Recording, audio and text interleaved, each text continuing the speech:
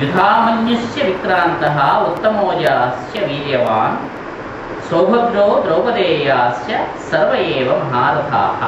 ఇంకా చాలామంది మహారథులు ఉన్నారు. అందుకే మిగతా వాళ్ళ పేరు కూడా చెప్పాడు. యుధామన్యువు అనేటువంటి ఆయన ఉన్నాడు. చాలా గొప్పవాడు, చాలా విక్రాంతుడు, అంటే చాలా మంచి మహావీరుడు ఆయన. ఉత్తమోజుడు అనేటువంటి ఆయన ఉన్నాడు. ఆయన కూడా మంచి బలవంతుడు అయినటువంటి వాడు. తర్వాత సౌభద్రుడు అంటే సుభద్ర యొక్క కుమారుడు అభిమన్యుడు, అతను ఉన్నాడు. ద్రౌపదేయా, ద్రౌపది యొక్క పిల్లలు ఉన్నారు. వీళ్ళంతా కూడా ఉప పాండవులు, వీళ్ళంతా కూడా ఉన్నారు. ఈ అభిమన్యుడు వీళ్ళకి పుట్టినటువంటి పిల్లలు వీళ్ళంతా కూడా ఉన్నారు. వీళ్ళంతా కూడా చాలా మహారథులేసిన, వీళ్ళంతా కూడా చాలా గొప్పవాడు. అస్మాకంతు విశిష్ట ఏతాన్ నిబోధ ద్విజోత్తమ నాయకా మమ సైన్యస్య సైన్యార్థేతాన్ బ్రవీమితే. సరే, నా వైపు ఉన్నటువంటి వాళ్ళ గురించి, ఇప్పుడు వీళ్ళ అవతల వైపు వాళ్ళు ఎవరైతే ఉన్నారో వాళ్ళ గురించి చెప్పాను. మన వైపు ఉన్నటువంటి వాళ్ళ గురించి కూడా వాళ్ళ గురించి కూడా నేను చెప్తాను కొంతమంది గురించి అని చెప్పి చెప్తాడు. అస్మాకం విశిష్ట, అస్మాకం మనకి, మన వైపు, మన యొక్క విశిష్టాహ చాలా గొప్ప విశిష్టులైనటువంటి వాడు, గొప్పవాళ్ళు ఎవరైతే ఉన్నారో తాను వారి గురించి హే ద్విజోత్తమ, బ్రాహ్మణోత్తమ, నిబోధ విను, మన వాళ్ళ గురించి కూడా చెప్తాను నేను, నువ్వు విను. నాయక మమ సైన్యస్య, వీళ్ళంతా కూడా నా సైన్యానికి నాయకుడు. వీళ్ళంతా ఏం చేస్తారంటే సైన్యాన్ని కూడా భాగాలుగా చేసి, ఇప్పుడు మామూలుగా మనకి యుద్ధాలు జరిగినప్పుడు ఈ ట్రూప్కి లీడరు, ఈ ట్రూప్కి ఎప్పుడు ఎలాగే చేస్తారో వీళ్ళు కూడా ఒక్కొక్క భాగాలు చేస్తూ ఈ భాగం నువ్వు చూస్తూ ఈ భాగం నువ్వు చూస్తూ ఇలాగా ఇస్తారు. అంటే నా సైన్యానికి వాళ్ళు ఇంత కూడా నాయకుడు. తాను బ్రవీమి, వాళ్ళ గురించి నేను చెప్తాను. తే సన్యార్థే, సన్యార్థం నీకు తెలియడం కోసం, నీదని కాదు. సరే, ఒక్కోసారి మనకి ఎవరెవరు ఉన్నారు, వాళ్ళ వైపు ఎవరు ఉన్నారు, మన వైపు ఎవరు ఉన్నారు అని చెప్పి ఒక చెక్ లిస్ట్ లాగా ఒకసారి నేను నీకు చెప్తాను, విను అని చెప్పి చెప్తున్నాడు. భవాన్ భీష్మస్య కర్ణస్య కృపస్య సమితింజయ అశ్వత్థామా వికర్ణస్య సౌమదత్తిస్తథైవచ. భవాన్ నువ్వు ఉన్నావయ్యా, భూమివి.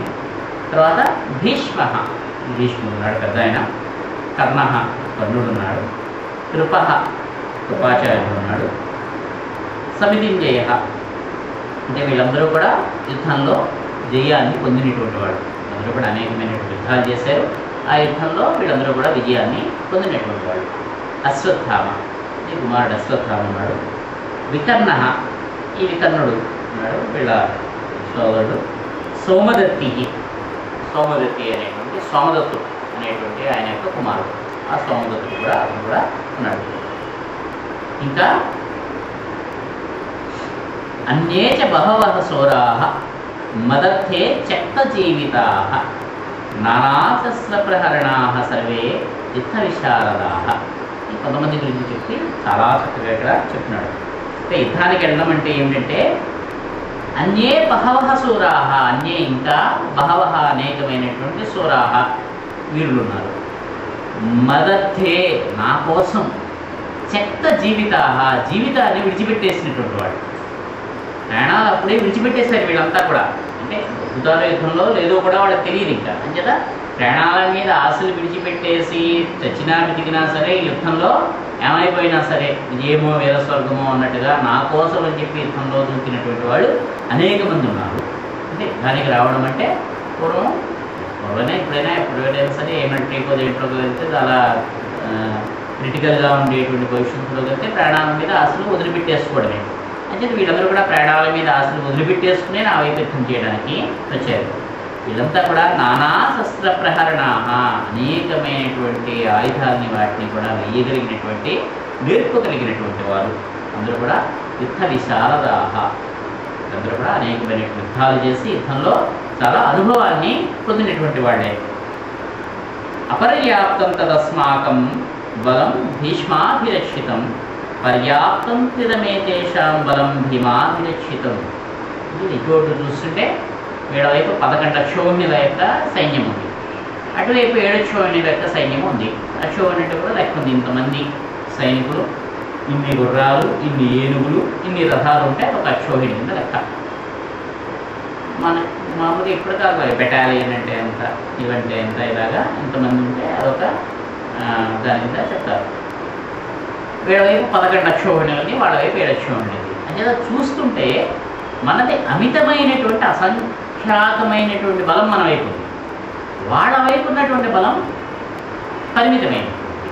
అంటే వాళ్ళకంటే మనకి ఆల్మోస్ట్ దగ్గరగా 1.5 రెట్లు పైన మనకి ఉన్నారు. అంటే మన వైపు ఉండేటువంటి బలము అపరిమితమైనటువంటిది సుమా చెప్తున్నాడు.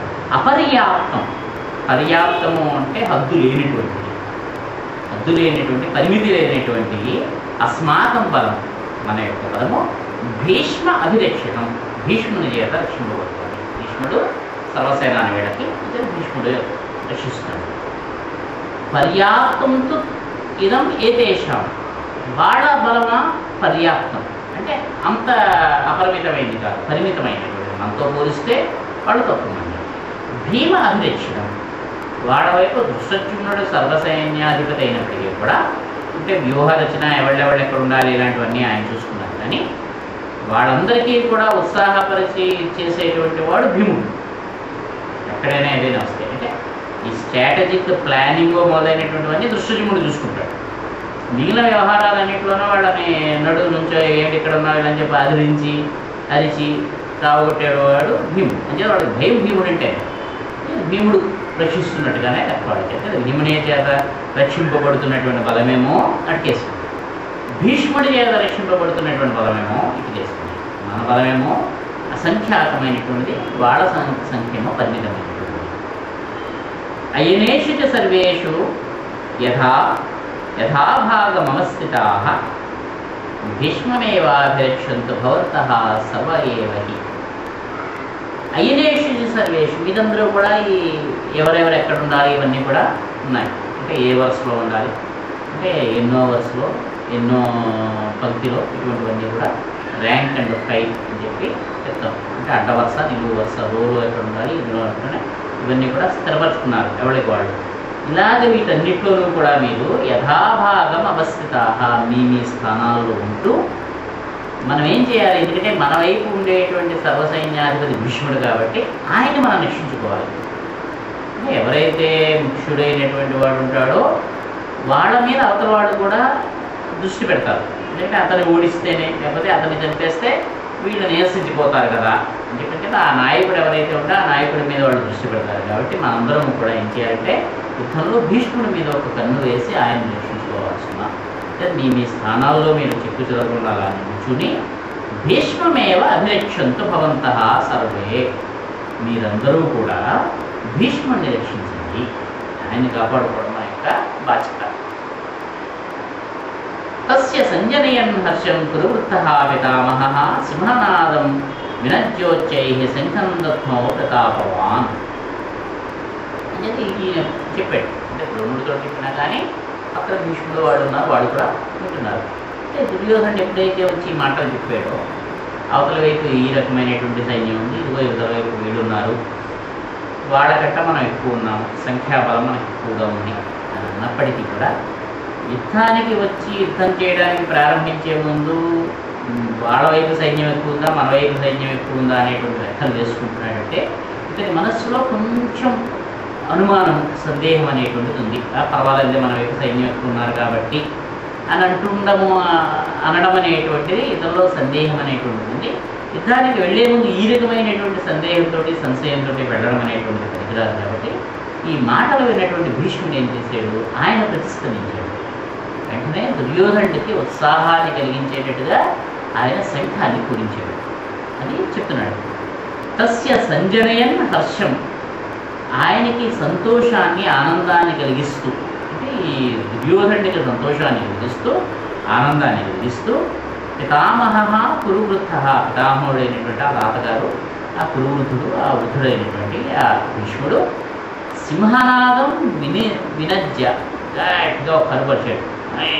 పరిచి ఉచ్చై శంఖం దత్మో ప్రతాపవాన్, గట్టిగా తన యొక్క శంఖాన్ని పూరించాడు.